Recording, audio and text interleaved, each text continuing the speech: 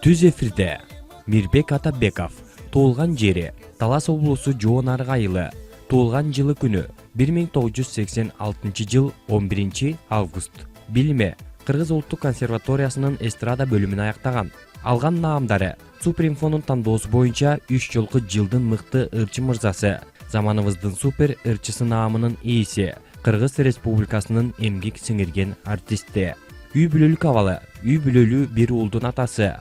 Тартылган тасмалары Талисман, До плюс Ва тасмаларында роль жараткан. Популярдуу урлары Унута албайм, Жолуктуң неге сени гана жана башка. Саламатсыздарбы, жалпы Супер KG порталынын колдонуучулары, биз сиздерге бир канча күн мурун сөз бергендей эле бүгүн биздин куттуу студиябыздын коногу бар. Ал ким деп турсаңыздар, Кыргыз Республикасынын эмгек сиңирген артисти Мирбек Атабеков. Саламатсызбы, кош келипсиз. Саламатсыздарбы. Дагы бир жолу эфирден учурашкан башкача болот да. Ошон үчүн өзгөчө учурашып коелу. Ассаламу алейкум деп. Алейкум ассалам. Кош келипсиз биздин бүгүнкү Супер KG порталынын түз эфирине. Мынакей түз эфирге биринчи жолу келип отурасыз.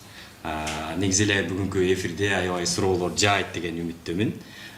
Суроолор WhatsApp номеринен жана ошондой эле Супер KG порталына комментарий катары келет. Ал эми биз сизге бул экрандан ошол суроолорду угуп беребиз. Сиз ошонун баарына баш тартпай, ачык, айкын жооп берет деп ишенебиз. Эми сиздердин ишеничиңиздерди толук кандуу үмүтүңүздөрдү актаймын деген менин дагы жакшы бир үмүттөрүм бар. Эми Кудай кааласа элибиз турат мына бизди карап. Элибиз дагы бизди колдойт деп чоң ишенебиз. Мынакей Мирбек мырза, айтсаңыз, күз дагы өзүнүн жемишин берди окшойт, тойлор көп болду, шайлоо болду деген. Сиз үчүн кандай болду? Ошон үчүн күз да. Ошон үчүн күз деген нерсе ушул бардык кылган эмгектин өзүрүн көрө турган жакшы бир мезгилдердин бири экен да. Күз негизи кичине адам кыйналат, бирок иштейт, бирок ошонун өзүрүн да көрөт да. Жакшы бул мезгилдердин бири деп айтсак болот. Эң эле керектүү. Анда эмесе кесиптеш биздин программабыздын өзүнүн эрежеси бар. Ойготкучу суроолорду берип, биздин коногубузду ойготуп алсак. Макул, менин кесиптешим сизге азыр бир нече суроолорду узатат кыска-нуска, ошол суроолорго туура жооп бергенге аракет кылалы. Сизге 1 минутта берилет. Сиз жооп бересиз. Ал эми менде 20 суроо бар. Ошого азыркы кесиптешим мүнөттү карап турса, 1 мүнөттүн ичинде биз баштайбыз өзүбүздүн суроолорубузду. Баштадык анда, Бир суткада канча саат бар? Бир суткада 24 саат. Туура. Ырдуулаңыз, булбулдун көркү гүлдө бар, ырчынын көркү? Ырчынын көркү жакшы прическада бар. Ырчынын көркү үндө го дейм. Ооба, үндө бар. Кыргызстандын 4-үнчү президенти? Алмазбек Атамбаев. Ооба, туура. Деңизде кандай таш жок? Бул логикалык суроо. Деңизде кандай таш жок? Деңизде таштын баары эле ошол жакта го дейм. кандай таш жок деп атат? Кандай таш жок? Кандай таш болбойтчу? Бул логикалык суроо. Логикалык, Бала кезде Деңизде жумшак таштар жокпу же кандай? Жок, кургак таш жок. Деңизде кургак таш жок. Ооба. Тоголок молдонун өз аты? 11 секунд калды. Тоголок молдонун өз аты Байымбет Абдрахманов. Уильям Шекспир ким болгон? Шекспир ал деген эме болгон да. Философ болгон. Драматург болгон экен. Дүйнөлүк интернетти ким ойлоп тапкан? Дүйнөлүк интернетти Билл Гейтс эмеспи? Тим Бернерс-Ли тапкан экен. Сиз 1 Нерсени билбейт экенбиз да.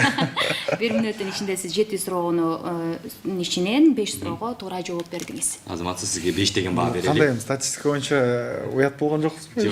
Сиз 20 кесиптешим 20 суроо түзүптүр, бул жакта көрүнүп тургандай, бирок ошонун канчасына келдиңиз? Мен 7 суроо бердим, 7 суроонун 5-өсүнө жооп бердиңиз. Демек, азаматсыз. Бирок мындай ойлонуп, анан жооп берет экенсиз, Кээ бирлер шашкалактап эле суроосун таппай калат да, келген конокторубузчу. Эми бул багыл картайып баратасыз деген смыслда айтам. Жок, ойлонуп, толгонуп, ошо туура чечимди кабыл алып, анан кийин ичиңиз менен кеңешип. Эгерде 20 суроо бар, ошону мынча мүнөттүн ичинде жооп беришиңиз керек деген мааниде айтсаңыз, балким мен деле шашмак болчумун да. Жашоодо дагы ушундайсызбы деп сурайын дегем. Буга ойлонуп, толгонуп, ошо бир чечимге келип, анан кийин чечим чыгарасызбы? Негизи көп эле ойлонгондордун арасына кирем деп айтсам болот. Кээде ойлонуп атып дагы адамдарды укпай каласың. Көңүлүндө ооруп аласың, анан суроо берсе ошону кайра кайталап койчу деп кечирим сурай калып, ойлор анткени ар кайсы жакта учуп жүрөт да. Ойдун негизи чеги жок экен да. Ой бардык жака ой күлүп да негизичи. Ошол себеп менен ой жактан аябай эле байбыз. Жакшы. Кудайга шүгүр. Кесиптеш мынакей суроолор дагы келип калды. Четинен узатып. Биздин колдонуучуларыбыздан келген суроолорго кезекте берсек, анда эмесе 2341 абонентинен келген суроого: саламатсызбы Мирбек? Коңшу өлкөнүн Кайрат, Нурташ, Шахзода сыяктуу ырчылары Орто Азия жылдызына айланышты. Бизден эмнеге андай ырчылар чыкпайт? Сизде алардыкындай эле мүмкүнчүлүк, талант барго? Орто Азияны багындырууга аракет кылбайсызбы деген суроо келген экен. Эми мында ачыгын айтсак, биздики деле Кудайга шүгүр. Бизде дагы өзүбүздүн чет өлкөдө, жакынкы чек ара мамлекеттердин арасында жакшы эле өзүбүздүн ордубуз бар. 100% багы элге таанымал болбосок да, бизди да тааныгандар бар, ал жакка чакыргандар бар. Андан тышкары бул нерсе дагы көп нерсе баягы медиа жактан поддержка, медиа жактан колдоо көп ролду ойнойт экен да. Мисалы бизде деген мисалы ошол эле Казакстандарды, Кыргызстан ырчыларын баягы элге көрсөткөн чоң бир эме мүмкүнчүлүктөр көп да. Алар бүгүнкү күндө иштешет. Ошол эле телевидениялар бар, ошол эле радиолор бар. Ошол жакта Казакстандын дагы, Өзбекстан болобу, Американын бардык ырлар бизге элдин баягы өзүнүн талабына жараша эметет да, ротировать этилет. Ошол себептен ал биринчи бири баягы факторлордун бири деп айтсак болот. Экинчиси интернет. Интернет аябай популярдуу болуп жатат. Үчүнчүдөн ошолордун балким жазган репертуарлары, ошолордун балким ырдаган стилистикасы, кийингени болобу, өң башы болобу, балким биздин элибиздин көбүнчө можесуна биякта суроо берген балким айым болобу, мырза болобу, ушуларга булардын табитине жага турган балким ырларды жазышат. Ар кандай эме ойлор болушу мүмкүн да, факторлор болушу мүмкүн. Бирок менин оюмча деген биздики деле Кудайга шүгүр, ошол биздин ырлар менен Кудайга шүгүр ушул ырчылар ырдап популярдуу болуп жүрүшөт деп айтсак дагы жаңылышпайбыз. Табит менен талашык болбойт дейт э? Албетте. Кийинки суроо 5579 номеринен келиптир. Ар бир сөзгө маани берген, катачылыктарды көп кечире бербеген адам дешет сизде. Чын эле ошондойсузбу дейт. Дагы бир жолу кайталап койсоң. Азыр. Ар бир сөзгө маани берген, катачылыктарды көп кечире бербеген адам дешет сизде. Чын эле ошо. Эми бул деген эми убактылуу эле нерсе да. Кудайга шүгүр, эми бизде деген андай деле жок.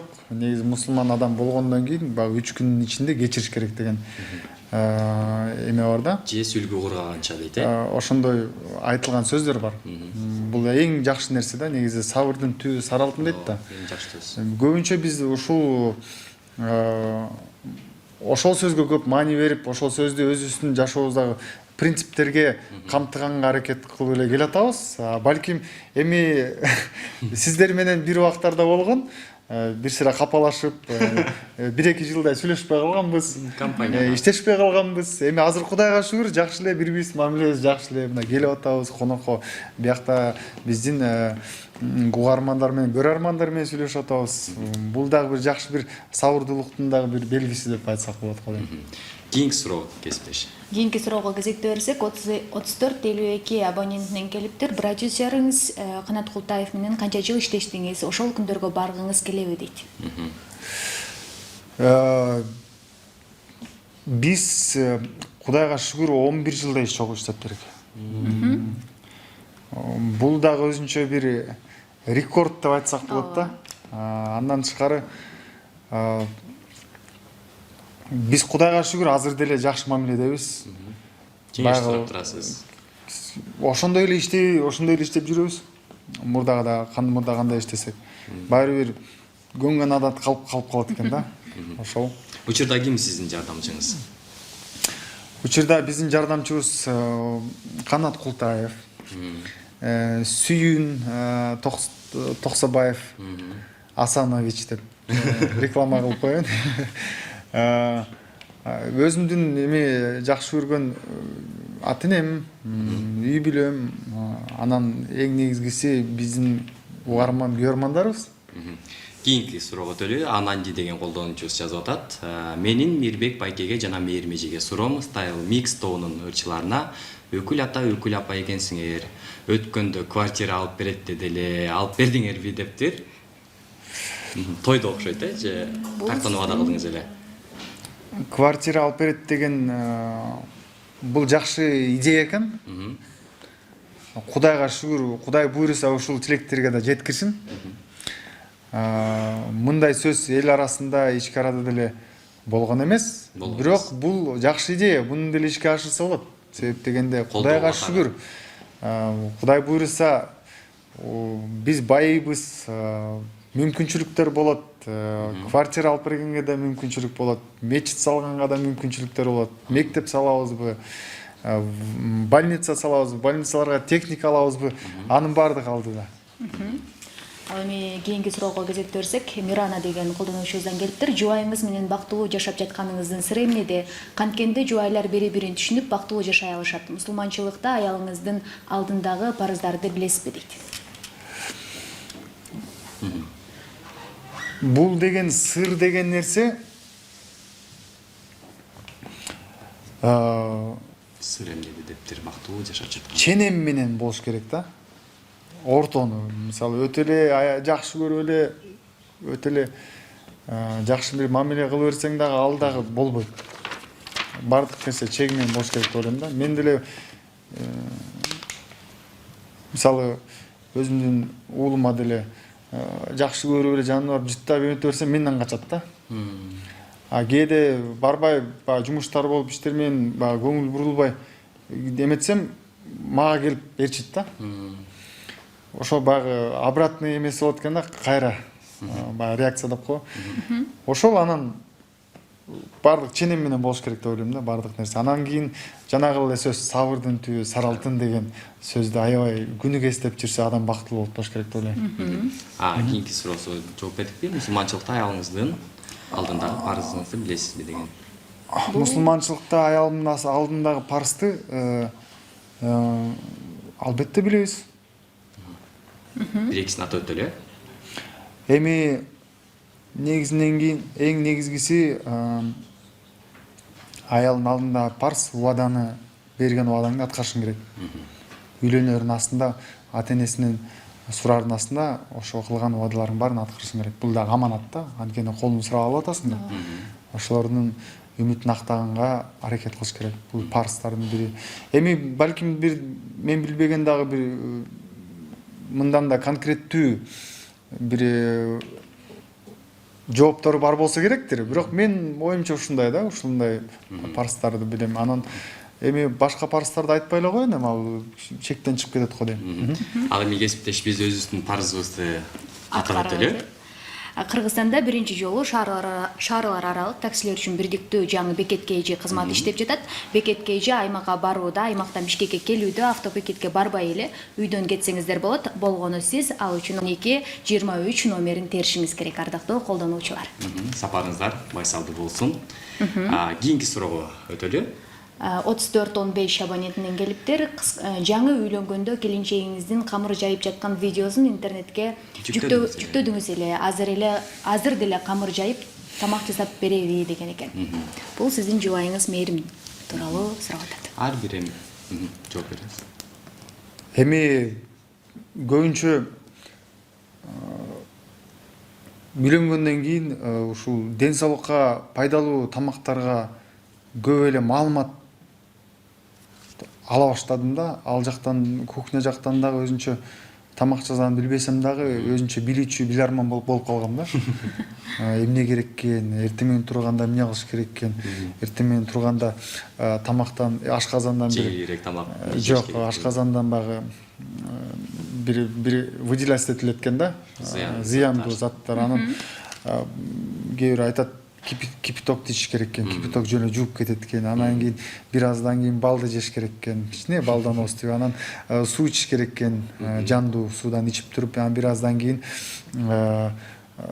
бир кашаңдан эми алып келе берсең болот деп сунуштасаң болот экен да. Анан кийин түшкө маал каалаган тамагыңды жей берсең болот. Кечкисин баягы жеңилирээк, курумдай.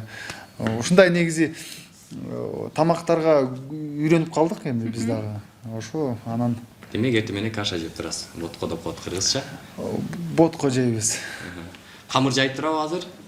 Жеңебиз, камыр жайып турабы суросуна? Азыр деле камыр жайт депчи, камыр жайт. Жаят. Камырды эми андайын апаман сураш керек. Ал камыр жактан ал өтө аябай сынчы деп айтсам болот да. Менче баягы бардык эле сонун көрүнө берет эми. Сүйгөн адамдын көзү сокур болот демекчи. Мен бүт тамагын жакшы көрө берем, билбейм. Ал эми аны жакшы бир критиктерден сураш керек негизинен. Бирөө өтө деле мактап баягы эмете берсе кыргызчылыкка да туура эмес келип калат. Туурабы? Анан ошол. Демек тамак ылгабайсыз, жазаган тамагын сүйүп жейсиз. Бирок мага абдан жагат. Көбүнчө ушу баягы духовкага жазылган тамактар жагат. Кийинки суроого деле. Кийинки суроого кезекте берсек, 65-14 абонентинен келиптир. Уулуңуз адам кече 2-ге чыкты. Туулган күнүн кандай белгиледиңиздер? Эмне белек бердиңиз? Үйдө кандай атасыз деген суроолор келиптир. Биз эми мен негизи туулган күнгө билбейм, көп маани бергенди жаман көрөм да. Ушу менин үй бүлөмдө бардык эле жакшы көрүшөт туулган күндү. Андан тышкары эми биз 1 жылдыгын өткөргөнбүз, анан бул жылы дагы туулган күн өткөрөлү дегенде мен тыйып койдум. Себеп деген ага да өзүнчө убакыт керек. Биякта жумуш дегендей.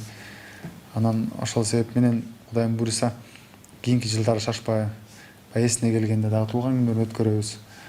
Эң негизги белек бала үчүн бул ата-эненин дени сак жүрүүсү белек деп ойлойм. Үйдө кандай атасыз дептир? Үйдө мен негизинен мен аябай балалуу болгум келип жүргөн да. Башындачы. Анан балаң болгондон кийин бала баары бир энеге жакын болот экен да. Чоң апаласына жакын болот, аял затка жакын болот экен. Андан ошол себептен кийин мына азыр дагы жубайым Кудай буйруса экинчисин күтүп атабыз. Бирок ким болот экен азыр белгисиз. Бирок мен өзүм кыздуу болгум келип турат да. Биринчиси уул, экинчиси кыз. Экинчиси ошо кыз болсо экен деп атабыз. Себептен көп байкадым, кыздар атага аябай жакын болот. Күйүмдүү болот деп. Күйүмдүү болот экен. Дос балдардын деле кыздарынан байкаймын. Баары балдары караганда кыздары көбүрөөк жакын болушат. Сиз кимге жакын элеңиз? Атаңызгабы, апаңызгабы? Эми мен атам тилекке каршы эми дүйнөдөн кайткандан кийин мен эсимде жок. Бирок мен чоң эне менен чоң атамдарга жакын болчумун. Ошолордун колунда өстүм да, чоң энем колунда. Ал кийин ошо баары бир эне деген эне экен.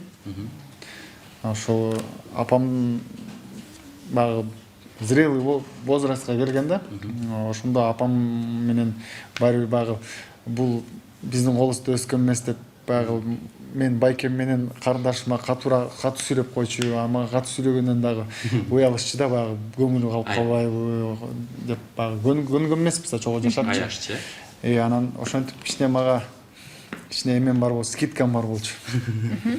Ал эми андан кийинки суроого кезекте берсек, лекарство своего мужа дегенден келиптир.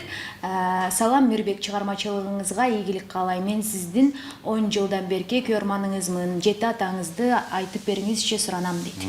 10 жылдан берки күйөрманыңыздан келиптир. Жети атамды мен эми кээ бир жерден ордуларын алмаштырып салышы мүмкүн, ошо баласын ата кылып салышы мүмкүн да. Небересин чоң ата кылып салышы мүмкүн, бирок мен мурда жакшы эле үчүн мен баягы убакыт менен эметилип калат экен.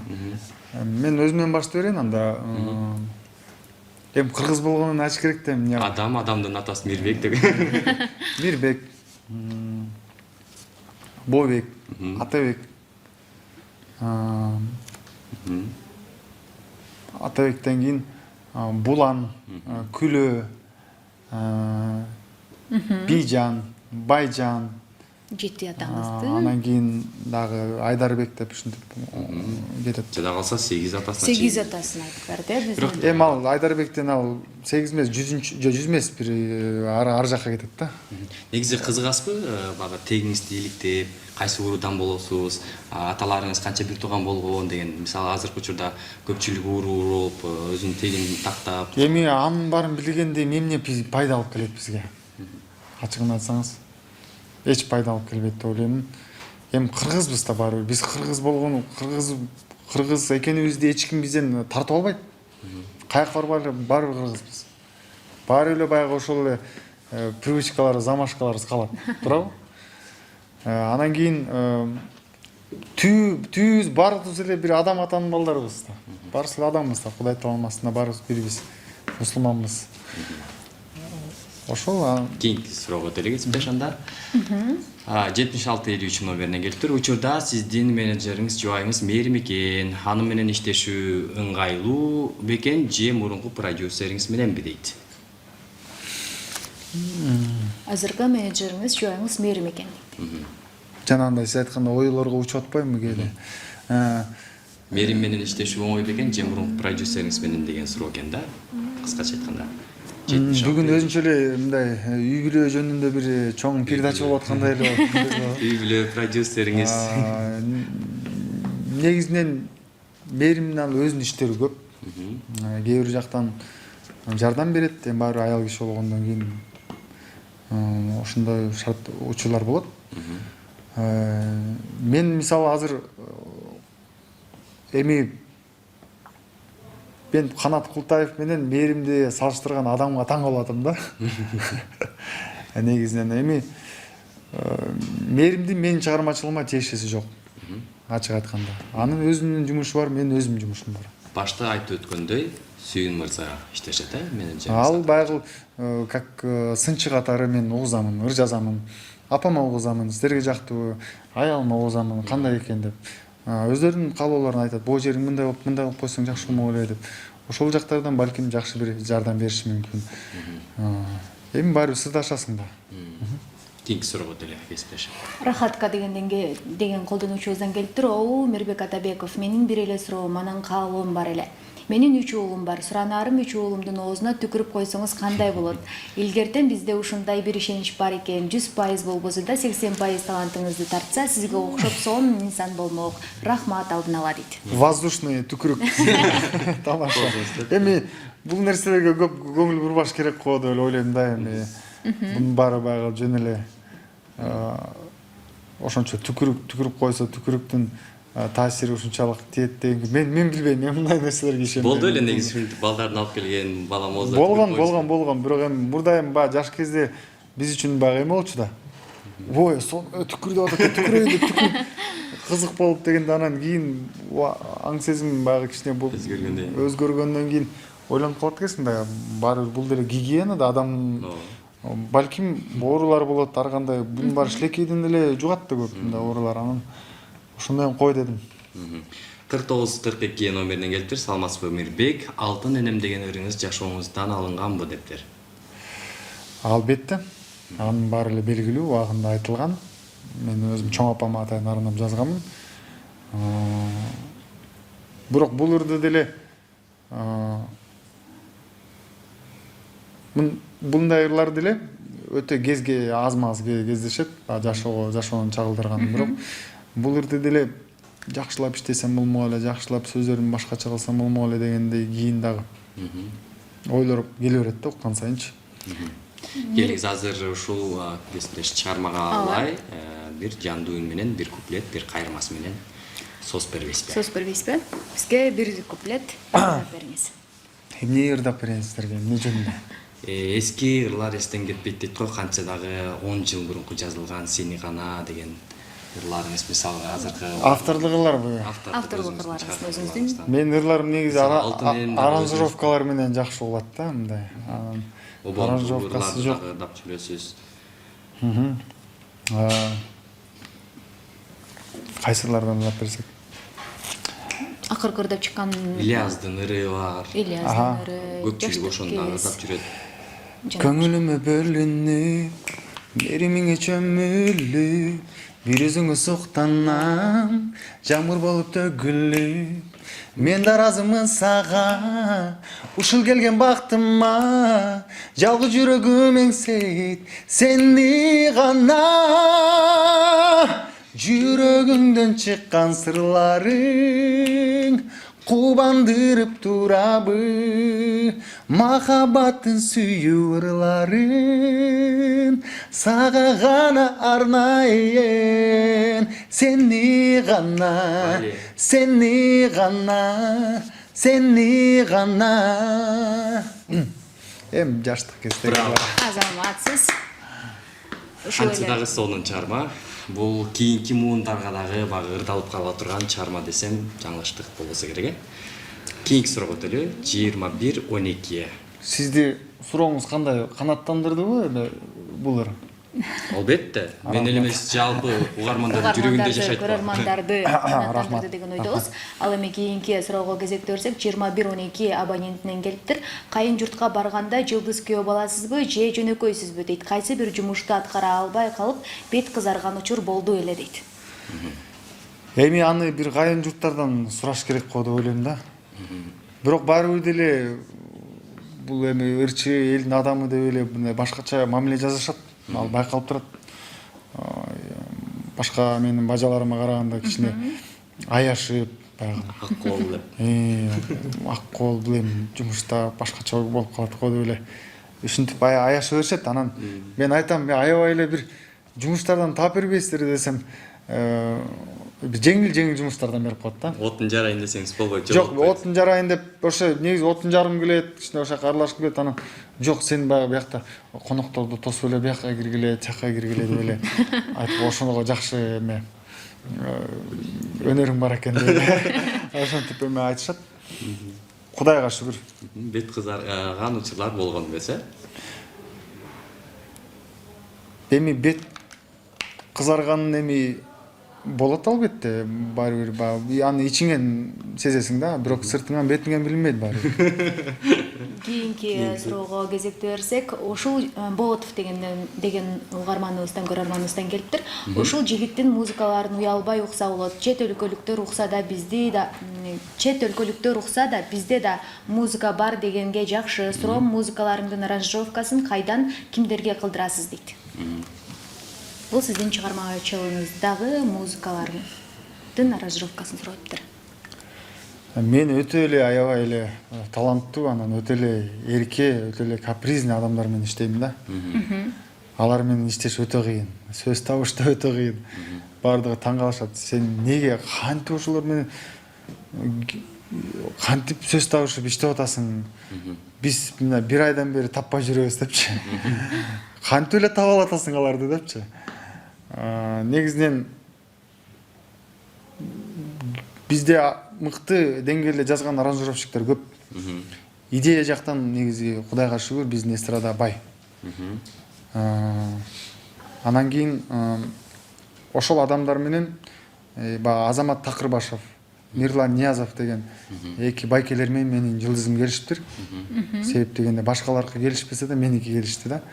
А башкалар менен меники келишпейт, башкаларга келишет. Ар кандай болот экен да.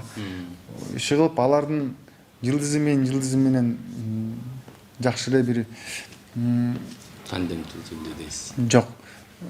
Жакшы бир көрүнүш болду деп айтсам болот да, сочетание болду деп айтсам болот. Ошол Кудайга шүгүр Азамат Такырбашев, Мирлан Ниязов ушул эки негизги аранжировщиктердин бири. Суроого жөнөткөн колдонуучулар. Анан айткандай дагы бир жаш жигит бар, аны айтып койбосок эртең эмнеге мени айтпадыңыз деп айтып калышы мүмкүн. Бирок ал жигит аябай өтө келечеги кең, анан ушул тармайт деле. Бирок айтып кой, өзүм айткым келип атат. DJ Tedmi деп жакында эле ырларды укпадыңызбы? Биздин чогуу биргеликте жазган ырыбызды. Өзү да жаш жигит бала. Өзүнүн аты Айбек. Мурда Айбес деп чыгып жүрчү эле, анан кийин Tedmi болуп эле ушинтип аттарын өзгөртүп берет. Анан ошол ошол Айбек деген жигиттин дагы аранжировкалары азыр өтө жагып жүрөт. Миржек мырза, сиздин оондагы, ырдагы жазып жүргөн талантыңызды билебиз. Айтсаңыз, ушул биринчи оон чыгарып, анан ыр жазган оңойбу же биринчи ыр жазып, анан кийин ага карата оон жазган оңой деп ойлойсузбу? Биринчи чыгармада. Негизинен кээде мондо болот, мен оон да жок, ыр да жок да. Жөн эле бир мындай барабандын бочкасы. Түп түп түп түп түп түп деле ритм кетти да. Анан отурасың, бир ыр чыгарыш керек дейсиң да. Чота көптөн ыр чыгара албай калдым. Көрөрмандар жаңыр күтүп атса керек. Эмне жөн ыр чыгарып берсем деп ойлон. Жок, теманы дагы ойлонбойсуң башында. Жөн эле музыкасын издейт. Музыкасын эле издеп, аранжировкаларын издеп эле анан бир оон оюңа келет, анан аранжировкалар жазыла баштайт. Жок, аранжировка жазылгандан кийин анан аранжировкага оон чыгарылат. Киресиң дагы ла-ла-ла тра-ла-ла деп эле ар кандай кытайча, англисче сөздөр аралашма сөздөр менен эле ырдай бересиң. Кыялданып, космосто жүргөнсүп, көрөрмандардын кол чапкандарын элестетип, чогуу ырдап аткандарын элестетип, ошол энергетиканы, ошол чогуу бир сарсанап атканыңды элестетип, кадимкидей баягы кыялданасың да, анан ошол кыялдын натыйжасында бир жакшы оон чыгат. Ар кандай версиялар чыгат, анан отуруп компьютерден тандайсың. Мунусу жакшы болуп туруп, дачы могу жерге коюп туруп, тигине коюп туруп деп кээде болуп кетет. Ар кандай мелодияны ырдайм. Анан ар кайсынын биягындасын кошкондо өзүнчө бир башкача мелодия болуп калат. Кээде болуп кетет, ошол мелодиянын тескерисинче мына жылдырганда, тескерисинен эметкенде, жылдырганда, окутканда башкача эле бир оон чыгып калат. Анан ошентип атып эле бир сонун бир оондор чыгат да. Андан кийин барып акындарга кайрыласың, темасын ойлоносуң. Мисалы күндөр жаңырат эле оону чыккандан кийин аранжировкасы даяр, баары эле даяр, сөзү жок болчу, анан ойлонуп кеттим да, мындай өзүңдүн бир күйөрмандарың бирөөнү сүйүп калып, ошол күйөрманына ырдаса депчи. Анан өзүм баягы биринчи каарман эмес, мындай үчүнчү каарман болуп, ошол окуяны айтып берсем деген мааниде ыр жазыш керек. Күндөр жаңырат деген сөз муака келип атат. Деп анан жаза баштады. Жазып эле кетти, анан кийин припев. Кайырмасы.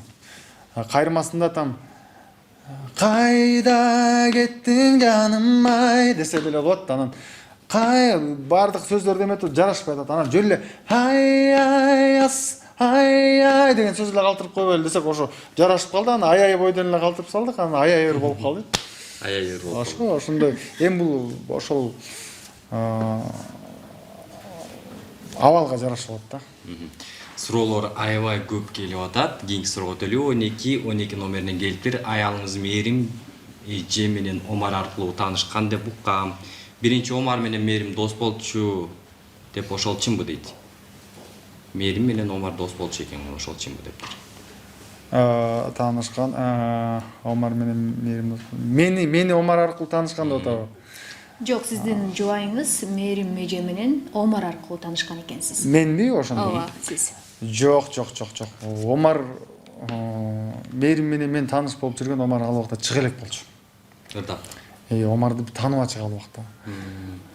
Кийинки маалдарда ошо Омарлар таанышып, өздөрүнчө дос болуп жүрүшкөн, сүйлөшүп, Эрмек Нурбаев менен. Ошо булар баягы чыгармачылыкка дагы, мен жубайым өзү ырдабаса дагы ошондой чыгармачыл адамдай сезет, угат, переживать этет дегендей. Ошол мааниде бул чөйрөдө көп эле аралашып жүргөн. Баягы сахнанын өзүнөн көрбөсөк да, сахнанын арт жагынан көп көрүп калчук. Эми ал убакта баягы жаш кыз болгондон кийин баягы карындаш катары кабыл алып, ушинтип мамиле кылып жүрчүк. Ошондой бир учурлар. Ал эми биз бул жака жарыя боюнча окуй кетели. Бекет KG кызматы Орусия, Казакстан жана Кыргыз өлкөсүнүн бардык шаарларына жумасына 7 күн 24 саат бою иш алып барат. Болгону сиз 12-23 номерине чалып койсоңуз, ошол гана жетиштүү. чалыңыз жана сапарыңыз байсалдуу болсун, жакшы жетип алыңыз деп коелу. Кеттик кийинки суроого өтөлү. 73-24 абонентинен келиптир. Якутиядан чоң салам. Менин суроом Мирбекке, кийинки убактарда жаңы ырларыңызды укпай калдык. Качан жаңы ырларды күтсөк болот дейт. Сабырдын түбү сары алтын дейт. Кичине сабыр кылып турыңуз. Буюрса азыр көп нерсени чагылдырган, үй бүлөнү чагылдырган, андан башка дагы адамдардын эки жүздүүлүгүн чагылдырган, жана ошондой эле көп эле темада бир ырлар жазылып атат. Аябай интригасы бар. Сиздер үчүн кызыктуу эле болот болуш керек деп ойлойм. Буюрса эми Кудайга шүгүр, муну акыркы күздө баягы күз күрөш дегендей жумуштар көп болуп калып, бирок анысына карабастан мына Мурас деген чыгарманы чыгардык. Жаштык кес деген Асанкалы Керимбаевдин чыгармасын жаңы дем бердик деп айтсак болот. Андан кийин дагы бир 2-3 ырлар жазылган, бирок алар баягы өзүнүн баягы акыркы натыйжасына келелек. Бирок жакында жакшы бир дуэттер бар. Ошолор дагы Кудай буйрса ишке ашат деп ойлойм. Пландар көп. Дагы алдыда ал жөнүндө сүйлөшөбүз. Балким дагы мигранттар жөнүндө ыр чыгарасыз. Эми ал жөнүндө ушу Гүлжигит Сатыбеков агабыз өтө мастер го дейм ал тема жөнүндө. Ошол байкеден үйрөнүш керек го деп ойлойм да. Сүй жөнүндө канчалык ырлар ырдалса дагы. Бирок мигранттар жөнүндө деле эми мигрант деп айтпайбыз, биз мекендештер деп айталычы. Алар убактылуу эле да. Мекендештер жөнүндө ырлар жазабыз сөзсүз. Сагынганда, саргайганда баары бир алатоону көргөнү келерсиң деген ысмалдуу ырлар чыгат. Кийинки суроого өтөлү. 5091 деген абонентибизде келиптир. Менин суроом убагында бирөөгө атаандашкан учур болгонбу? Өмүрүңүздө бир жолу болсо да намаз окугансызбы? Бир сырлуусуз жана жөнөкөйсүз, жөнөкөйлүгүңүздүн айынан жапа чеккен учурлар болду эле дейт. Эми бул акыркы суроодон баштайын, жашоо өзү сабак да. Сабак. Биз жакшы эмебиз, окуучубуз. Жашоо биздин мугалимибиз. Үйрөнүп эле келатабыз, адашабыз, алданабыз, алдайбыз кээде. Адам болгондон кийин баарыбыз бири-бирибизге окшошпуз. Окшошпосо кандай биз жаныбар болуп калышыбыз мүмкүн да. Ошол биринчи суроо бул жерде бирөөгө атаандаштыктар болот албетте. Атаандаштык болбосо өсүү болбойт. Экинчи суроо. Өмүрүңүздө бир жолу болсо да намаз окугансызбы дейт. Эми Кудайга шүгүр, мен 5 маал окуйм намазды. Алхамдулиллах. Кийинки суроого өтөлү. 2571 номеринен келиптир. Мирбек байке, кыргыз валютасындагы 20 сомдон 5000 сомдогу сүрөттөрдө кимдин сүрөтү бар? Айтып бериңизчи дейт. 20 сомдон баштайлы анда. 20 сомдо кимдики бар? Тоголок молдо эмес, э? Тоголок молдо. 20 сом да? 50 сом. 50 сомдо эме Курманжан датка. 100 сомдо? 100 сомдо 20 миллион 5000 сом эле турат го. 20 сомдон 5000 сомго чейин бекен, э? Эми 5000 сомдо мен билем Сүймөнкул Чокморов. Жакында 2000 сом чыкты. Колдонуп көрдүңүзбү? 2000 сомдон колдонуп көрө элекем. Өңүндө көрө элекем. Берсеңиз алам. Манас атанын ак куласы менен айкели түшүрүлдү. Манас атан дейсизби? 2000 сомдо. Жаңы аны көргөн эмесмин, аны айта албайм. Кийинки суроого өтөлү. Убакыт бизде чектелүү, баарын айтып отурганга убактыбыз аз. Лети 91 абонентибизден колдонуучубуздан келиптир. Көздөрү анан мүнөзү жагат, төөлүктө бакыт жана ийгилик каалайм. Суроо, балаңдын атын ким койгон? Кыргызда биринчи угушум дейт. Балаңыздын атын ким койду эле деген суроо. Бизге чейин деле мындай аттар бар экен кыргыздарда. Мен жакында эле Кочкорго барып калдым. Кочкорго барып калып анан жолдон баягы бир жерге чыгайын десек караңгы экен, анан балдар тиякыраак тияқарақ баргыла деп эле замечание болуп калды. Анан биз дагы Кочкордун элдери дагы жакшы эме экен, тарбиялуу экен, эстүү экен деп, жаштары деп, жаш балдар экен. Анан чыгып эле барып, анан кайра келсек танып калды да, баш тааныбай эмес, анан танып, сиз Мирбек Атабеков тааныйбыз да, кандайсыз байке деп сүйлөшүп эле өтүп калды. Анан менин атым деген адам дейт. Жакшы экен, мен атам аты Мирбек дейт. Аябай бир жагымдуулукту, өзүнүн аты адам, атасынын аты Мирбек экен да. Ошол анан бул атты адамдын ушу чоң апасы койду. Чогуу мен, чоң апасы жубайым болуп баарыбыз чогуу ойлонуп койгон ат. Кийинки суроого кезекте берсек, 2195 колдонуучубуздан келиптир. Ырчы Омар менен абдан жакын дос экениңизди билем. Казакстандагы сынакта да колдоп, чогуу жүргөнүңүздү инстадан көрдүм эле дейт. Омар жакында үйлөнөт экен, ошол чынбы жана ага тоюнда дружок, доспа, күйөө жолдош, сиз болосузбу? Мага бул абдан маанилүү, чын жооп бериңизчи, суранам дейт.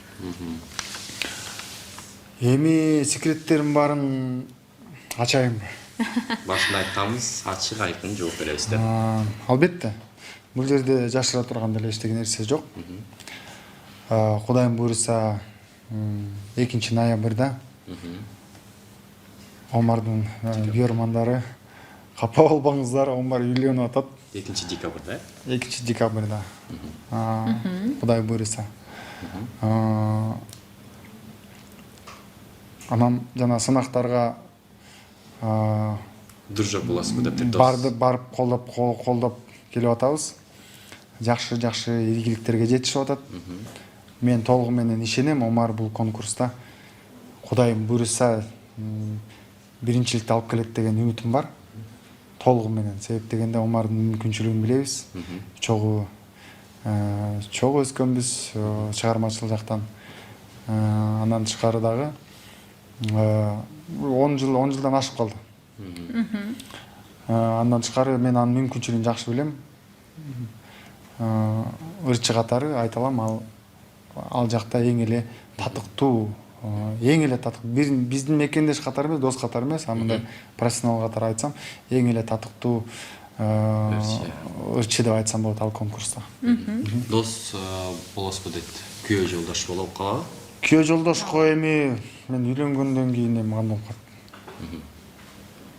Күйөө жолдош болбойсуз. Кийинки суроо 3447 номеринен келиптир. 2006 жыл беле алгачкы концертиңизге баргам.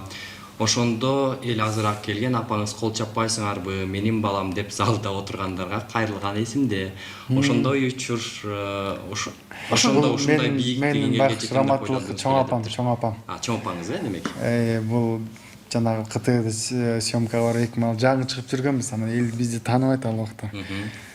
Анан кийин башында отуруп башкалар ырдап атса, баягы эме сборный концерт болгон да, анан ырчылар ырдап атса, баары эле кол чаап эле мынтип кыйкырып атса, ай, уялбайсыңарбы? Өзүңөрдү кармагыла. Кыргыз деген андай болбойт. Кыргыздар деген өзүнүн культурун алып жүрүш керек. Кыйкырбагыла деп тыйып жандалар. Анан мен чыкканда баары тыйып эле тыйынып атса, чаппайсыңар деп ушинтип баягы кол чабууга үндөгөн. Эметиптир да. Аябай толкунданса керек. Толкунданып, анан аябай биринчи көрмандардын бири эле да чоң апам. Ошентип колдоо көрсөткүлө деп. Ошондо ушундай бийик деңгээлге жетем деп ойлодуңуз беле дептир? Ошол учурда 2006 жылы жаңыдан чыгып келаткан учуруңузда ушундай популярдуулукка жетемин деп ойлодуңуз беле дейт. Ал убактарда деген мен башында ойлогом, мен бир концерт берем, анан токтотом деп ойлогом. Бир концерт берип алып эле, ушу 1-2 жыл ырдап эле бүтүрүп эле анан ушул өзүмдүн кесибим менен окуп кетем го деп ойлогом да. Башында жарым жыл эле ырдап сахнага, жөн эле баягы өзүм үчүн историяга калыш үчүн эле ырдайм, анан кесибимди алмаштырам деп ойлоп жүргөм да. Эми ачыгын айтыш керек. Анан кийин 1 жыл, анан 5 жыл ырдасам ошо жетет деп айтчым. Анан кийин биротоло эми 30га чейин ырдай берейин. 30га жегенде 30 таң деле ырдагым келет экен анан. Ошол азыр баягы бир ойлоп калдым. Бунун чеги жок экен, бул уже биз бул нерсе менен эме байланып калыптырык. Бул түбөлүккө калат болуш керек деп ойлойм. Кийинки суроо. 33-11 абонентинен келиптир. Эркектер үйлөнүп балалуу болгондон кийин толуп кетишет го. Сизге канча салмак кошулду дейт. Үйлөнгөндөн кийин канча салмак кошулду сизге? Мен үйлөнгөнгө чейин 65 болчумун, азыр деле 65. Демек Бир салмак салмак. кошкон эмессиз, Бир салмакта. Эми болгон 70ке чыккам бир жолу. Кайра эле азыр түшүп калдым. Сыр эмнеде дайыма бир салмакта жүрүүнү? Бир салмакта жүрүү бул негизи көбүнчө сен билбейм, ар ким ар кандай. Бул биринчиден генетика деп ойлойм, порода. Экинчиден ошол тамакты жегениңе байланыштуу болот. Мен бирок көп жерден тамак жегенимди дагы унутуп калам да. Жүрө берем ачкалым деле байкалбай, билинбей эле, жумушка алектенип эле, кызыгып кетип эле бир нерсеге.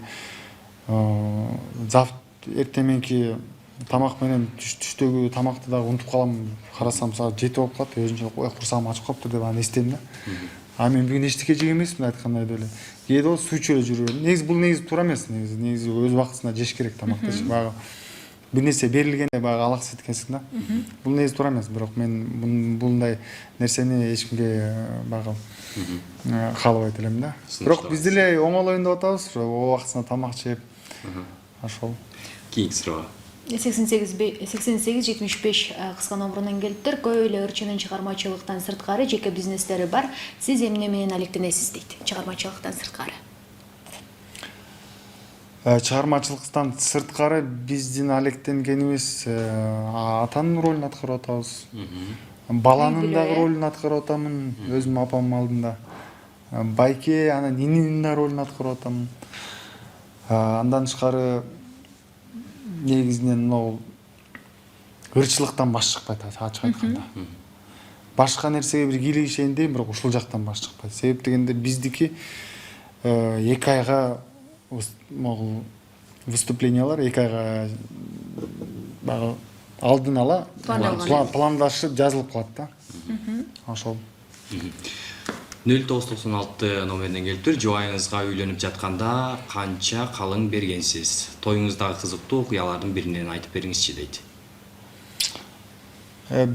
Жубайым үйлөнгөндө мен эсимде жок, бирок мен оюмча бир жылкынын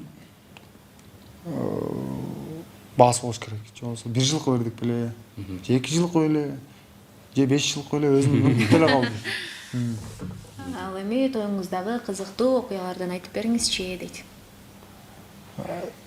Тоюңуздагы кызыктуу окуялар. Тоюмда кызыктуу окуялар. Кечке туруп отура берген болуш керек менимче. Өзүң тоюң аябай эле кызыктуу экен. Башка тойлорго караганда. Себептен ар бир адамга жагат. Сен жөн эле кечке эле мактап эле сен кыйынсың, сен сулуусуң, сен сонунсуң, сен сүйкүмдүүсүң. Силер сонунсуңар деп берсе жагат да. Ошентип эле аябай эле бирөөгө керектүү, аябай ушунчалык бир укмуш өзүңдү сезип отурат экенсиң. Ошол жагынан жакты, аябай эле той. Билинбей эле бат эле өтүп кетти. Бат өттү. Бат өттү. Кийинки суроо өтөлү. 1892 абонентинен келиптир. Саламатсызбы, Мирбек байке? Чыгармачылыгыңызда абдан сыйлайм. Ырларыңыздын баары укулуктуу, мазмундуу. Таласка качан концерт коюп келесиз? Ата-энеңизди 3 сөз менен жакшы көрөрүңүздү айтып бериңиз, деп көрманыңыз Серекова Айнура деген колдонуучубуздан келиптир. Таласка качан концерт коюп? Таласка Кудай кааласа, Кудайым буйруса, биз Бишкекте концерт көптөн бери кое элекпиз. Себептен Таласка барганбыз 1 жыл мурун, 1,5 жыл мурун барганбыз. Орозо маалда барганбыз. Эми Кудай кааласа Бишкектен баштайын деп атабыз. Муну март-апрель айларына концерт пландаштырдык. Азыртадан даярдык болуп жатат. Анан Бишкектен кийин акырындап аттана беребиз башка шаарларга, башка аймактарга. Бишкекке качан жеке концертиңизди коёмун деп турасыз? Бишкекте ушу апрель айлары, майдын же болбосо акыркы айлары же болбосо апрелдин башы болушу мүмкүн. Демек жаз айларында Жаз айларында. коет экенсиз чыгармачылык концертиңизди. кесиптеш кичине тынуу кылып туруп оюн Oyun ойнойбу. oynatалы, э? Мирбек Жо мырза, экинчи суроого жооп бербей калдык бул жерде. Кечирим сурайм. апаңыз жөнүндө Аты энеңизди үч жакшы сөз менен көрөрүңүздү жакшы. 3 сөз менен айтып бериңиз. Эне деген нерсе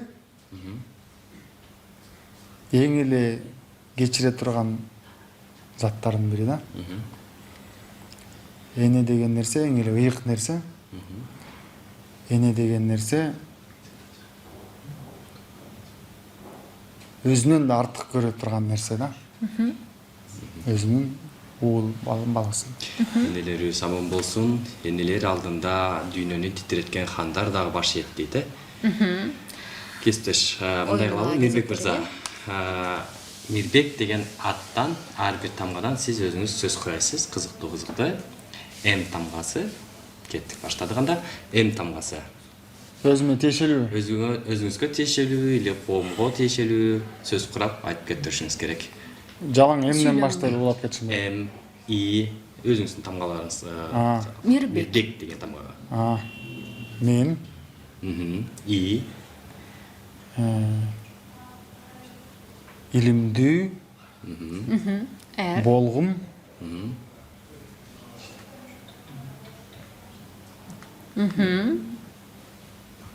Болгум. чат. Эгерде Эгерде, керек болсо. керек болсо. Эмне Кандай болду? кылды? Мен ийгиликтүү, Мен илимдүү. мен илимдүү, Эгерде мен ийгиликтүү болгум. Жок. Болдум. Болсом, Болсом. эгерде керек болсо. Болдум эгерде керек болсо деңиз. Мен ийгиликтүү болдум. Мен ийгиликтүү болом. Эгерде керек болсо. мен ийгиликтүү болом. Эгерде керек болсо. Сизден бүгүн бир чоң стата чыкты окшойт, э? Кыргыз тарыхында калчудай. Ушундай эме болуп калды. Демек мырза, көп эле Жаңы сөздөр чыгып атат го эле. такси кызматын колдоносузбу? Региондорго чыкканда канча машина алмашып Өтө. кетесиз ушул учурга чейин? Такси өтө колдоном.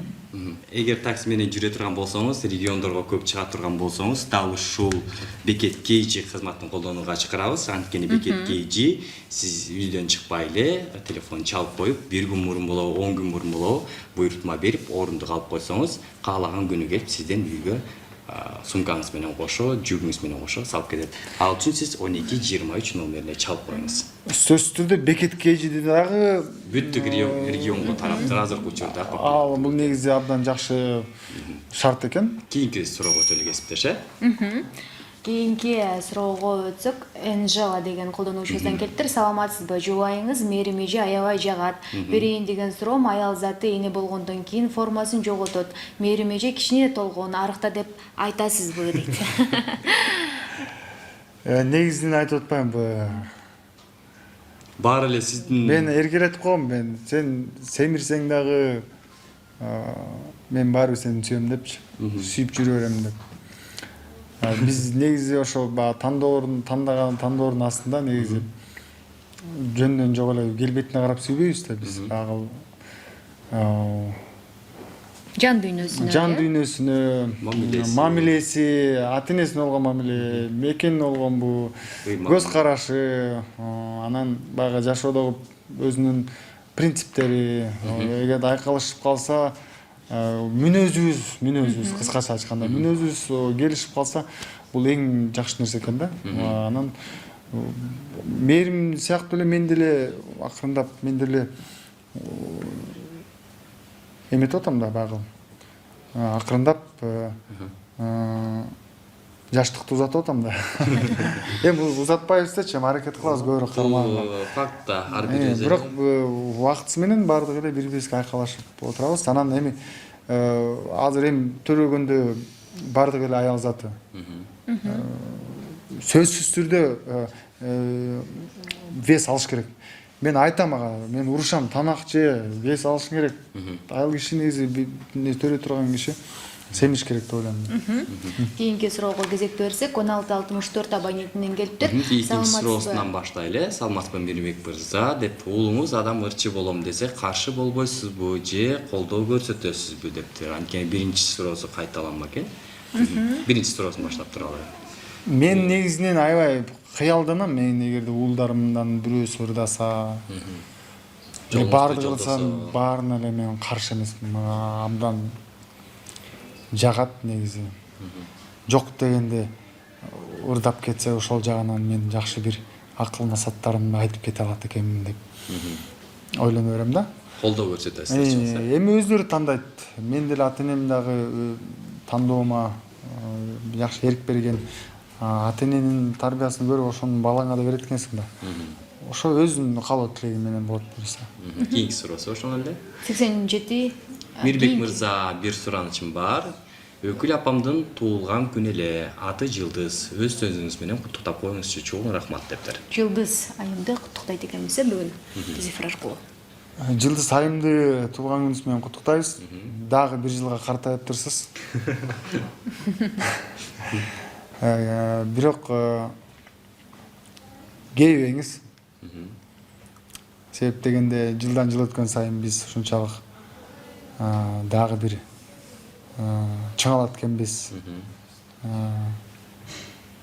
Көркүбүз ачылат экен. Жаңы жылды туулган күнүңүздү жакшы тосуңуз. Юбилейлик ынтымак баардык болгон жакшылыктардын баарын ушу сизге арнайм. Кийинки суроосуна өтөлү.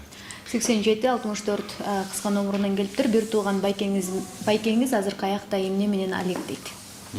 Азыр каякта, эмне менен алек, бир тууган байкеңиз. Мен байкем милиция кызматкери. Өзү аэропорт Манаста иштейт. Азыркы учурда, Ал эми кийинки колдонуучубуздан суроо келиптир. Нурсинг деген. Салам Суперкейжи жана урматтуу Мирбек, Голландиядан салам. Мирбек байке, менин голландиялык досторум сиздин жаным деген ырыңызды аябай жакшы көрүшөт жана аябай сүйүнүп угушат. Мен дагы жакшы көрөм ушул ырды. Бүгүн ырдап бериңизчи, суранам дейт. Жаным деген чыгармаңызды бүгүн биз Голландияда жүргөн мекендештерибиз үчүн урматын аткарып берет экенбиз. Албетте гитара болсо сиздерге ырдап бермек элем. Эмне муну өткөрүп ырда берели да. Жандуу менен. Кетпей койдуң эсимден, келем сага кайра. Кайда качам мен өзүмдөн эми, кайда жаным жашоомдун негизи.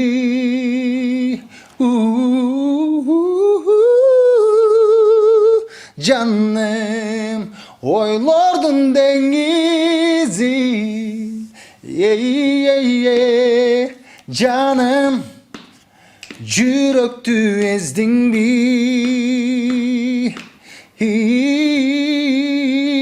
Жаным сүйүүмдү сездиңби?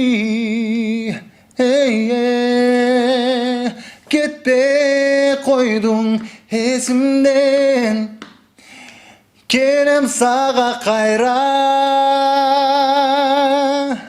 Кайда качам мен өзүмдөн эми, кайда жаным. Азаматсыз. Тагы да болсо чыгармачылык. Эми мында за столом ырдаганга неудобный ырларды заказ кылып атасыздар да. Бул ырлар аранжировка менен ырдалат. Булар деген негизи буларды бенд менен, гитара менен, барабандар менен коштошундураш керек. Мындай ичне мындай столдун үстүндө ырдала турган удобный ырлардан заказ кылсаңыздар, сураныч сиздерден. Жан дүйнө деген биздин колдонуучубуз жазып атат. Кыялданасызбы жана ошол кыялыңызга жеттиңизби дептир.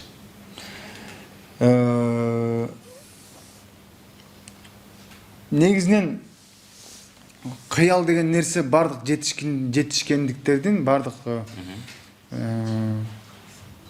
жеңиштердин эң эле фундаменті деп айтсақ болады да. Бұл нерсе сөзсүз түрдө керек. Көп адамдар аракет кылат, бирок ал нерсе керек. Баягы мындай үнчө миф мындай жаратып алат да. Анан ошол принциптерге ишенип мындай болуш керек, тигиндей болуш керек деп эле өзүнүн эртеңки күнүн мындай заранее пландаштырып ошондой көргүсү келет да. Жашоодо ар кандай болот да. Күтүлбөгөн учурлар болот да. Бардык нерсе ойдогудай, пландагыдай четко болуш керек. Ошонун баары даже ойдогу эмес пландар дагы көрүп койгонго бир өзгөчө бир баягы көз ачардык көз ачыктардын касиетине ээ болгусу келе берет да. Баары элечи.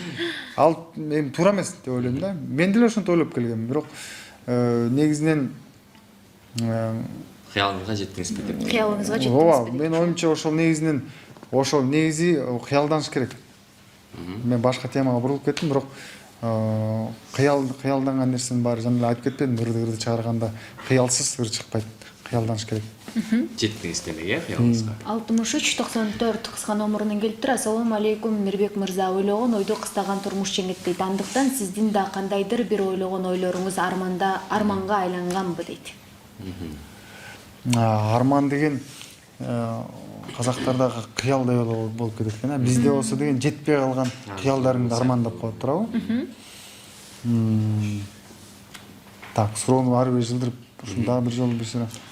Андыктан сиздин кандайдыр бир ойлогон ойлоруңуз арманга айланганбы дейт. Ойлогон ойду кыстаган турмуш жеңет. Албетте андай учурлар болгон, болот. Ушул күнгө чейин болуп келет. Азыр дагы болушу мүмкүн да. Азырда дагы эфирден чыгып алып, мисалы өзүмдү көрүп алып, ой, мына жерден кичине мондай жооп берип койсам болмогон эле тфияты деп. Болот, бул нерсе негизи болуп туруш керек. Байында чүндүү нерселер бардыгы. 78-13 номерден келип атат. Үй бүлөңүздүн келечек пландары кандай түзүлөт? Мээрим жеңем өзүнүкүн бербей талашкан учурда эмне кыласыз дептир. Үй бүлөңүздүн келечек пландары кандай түзүлөт? Биринчиси. Бул жерде атайын ушундай суроолорду тандайт болсуңуздар керек, э? Бул суроолор колдонуучулар келип атат, WhatsApp номерден келип атат. Албетте, баягы чыгармачыл инсандын үй бүлөсү, жеке жашоосу, негизи эле сүйүүсү, ырлары баары эле кызык болуш керек, э? Көрөрмандар үчүн, э? Негизинен көп жерде эркекке караганда аял киши икемдүүрөөк болуш керек деп ойлойм да. Аял киши кичине акылдуураак болуш керек деп ойлойм. Себеп дегенде биз баягы оттой болуп жанып кайра эле өчүп калышы мүмкүн да. Аял кишилер суудай да, мындай. Отто өчүрүп коюшу мүмкүн акырында дегенде. Же болбосо кандай? Кээ бир аялдар мындай шамалдай болот. Отту огош бетер үйлөп жандырып дегендей. Эми ар кандай болот, мүнөзгө жараша. Биздин үй бүлөдөн көбүнчө менин жубайым кичине эмерек. Икемдүүрөөк деп айтсам болот. Талашпайт демек. Эми баары баягы жашы кичүү да. Кичүүлөр уларды угуш керек да менин оюмча. Кийинки суроосу. Нурмат деген колдонуучубуздан келиптир. Суроо дейт, эмнеге звезда болсо эле элдин баары ошого жанталашып чуркап, автограф алып, селфи кылып, сүрөткө түшүп калышат. Мунун сыры эмнеде дейт. Мунун сыры звезда болуш керек. Жайым бул деген ошол бул сурооңузга деген жакшылап ойлонуп жооп берейин азыр. Өтө оригиналдуу суроо болуптур. Биринчи жолу келип атат бул сурооңуз. Сүрөткө түшүп калышат. Бул деген нерсе деген ар бир адамдын өзүнүн бир кумирлери болот экен да. Ошону жактырат экен да. Биз деген мисалы өзүбүздүн көрөрмандарыбызды или элди мени жактырбай деп аны кыйналбайбыз. Ар ким өз эрки менен жакшы көрөт. Биз дагы жакшы көргөн инсандар бар. Политиктер дагы ошо тарыхта болгон политиктерди, президенттерди кандай жакшы иштер жасап өткөн ошолордун дагы окуясын окуп көрөрман болушат. Кээ бирлер боксерлордун, спортсмендердин көрөрмандары болот. Ошондой сымалуу эле биздин дагы өзүбүздүн көрөрмандарыбыз бар. Анан биз дагы бирөөнү жакшы көргөн, өзүбүздүн жакшы көргөн көрөрмандарыбыз дагы бар. Ар бир адамдын өзүнүн бир көрөрмандары болуш керек деп ойлойм да. Берейин деген ою баардыгыбыз эле бирдей адамбыз го деген ойду бергиси келген окшойт э. Сиз да болсо эле. Ооба, мен мисалы өткөндө Нурак Абдырахманов деген агайыбызды таанышып калганда мен ошо бул дүйнөдөн өтүп кетердин алдында жарым жылга чейин эмес, 3 ай мурун таанышкам да. Ооруп жүргөн. Анан ошондо таанышып 1 сааттай сүйлөштүк. Ошол адамдан ушунчалык бир энергия алдым да. Ушунчалык суктануу болду. Мен аны көрүп, же болбосо телевизордон көрүп суктанган эмесмин. Баягы сыйлачымын. Анан баягы жана аппак сүйүнү Юлия Рудская ырдап чыккандан кийин жакшы ыр экен деп аны ырдаганда да баалап, бирок мен ырдасам балким башкача болмок эле деп өзүң эме кыялданасың да. Анан балким байкеде жакшылар болсо керектир деп ошо ыр маселе тууралуу анан комуздан дагы үйрөнүп алсамбы деп ошол маселелер менен баргам. Анан отуруп сүйлөшүп калып эле аябай тил табышып кеттик. Бирок ушунчалык бир эме адамдын энергиясы болот экен. Ал менен сүйлөшкөндөн кийин мен сүйүндүм да. Бүт дүйнөнү багындырып алгандай сезимге ээ болдум да. Ушунчалык чыкканда кадимкидей денем баары титиреп, кыялданып, сүйүнүп, ошол нерсе мага көпкө жетти да, ачык айтканда. Биз бир гана машина крутой машина алып эметсек сүйүнөбүз, мисалы да. Негизи адамдардан дагы кадимкидей күч кубат алса болот экен да. Жатырган адамдардан. Ошо мен Нурак Абдырахманов аябай мага таасир эткен да. Мирбек мырза, мынакей биздин дагы убакыт чектелүү. Суроолор ушун менен аягына келип жетти. Акыркы суроону берели. Акыркы суроону берели. Сизге эркин микрофон сыналды. Эле 91 колдонуучубуздан келиптир. Убагында популярдуу болгон ырчылардын бири бул. Кантсе да үй бүлөсүнө тынчтык жана ынтымактуу жашоону каалайм. Ар дайым жаркылдаган жүзүңүздөн жылмаюу кетпесин. Балаңыздын урматын көрүңүз. Балаңыз бак таалайлуу, өмүрү узун болсун дейт. Мен да коем. Чоң рахмат. Ушул биздин колдонуучубуздун каалоо тилеги менен. Үй бүлөбүзгө тынчтык, бакыт бизге келип берген. Рахмат. Ыраазычылык билдиребиз. Сизге эркин микрофон. Эми сиздерде көбүрөөк позитивдүү, адамдарга зыян келтирбеген интригаларды каалаймын. Интрига болмайынча кызыксыз болот, бирок интриганын баары ушу адамдарга пайда алып келе турган интригалар болсун. Биздин көрөрмандарыбызга, баардыгыңыздарга жалындуу ысык салам айтамын. Биз сиздер менен коштошпойбуз. Себеп дегенде Кудай кааласа мына Супер инфо KG менен, ТВ менен, газета менен биз мына байланышып турабыз. Кудай кааласа алыстабайбыз. Жакында ушул концерттин алдында дагы Кудай кааласа дагы буюрса жолугабыз. Саламатталыңыз анда Мирбек мырза. Рахмат. Чоң рахмат. Келип биздин куттуу студиябыздын коногу болуп, биз менен 1 саат убакыт маек куруп бергениңиз үчүн терең ыраазычылык билдиребиз. Ал эми биз Супер KG порталынын жалпы колдонуучулары менен коштошобуз. Аман болуңуздар. Көрүшкөнчө.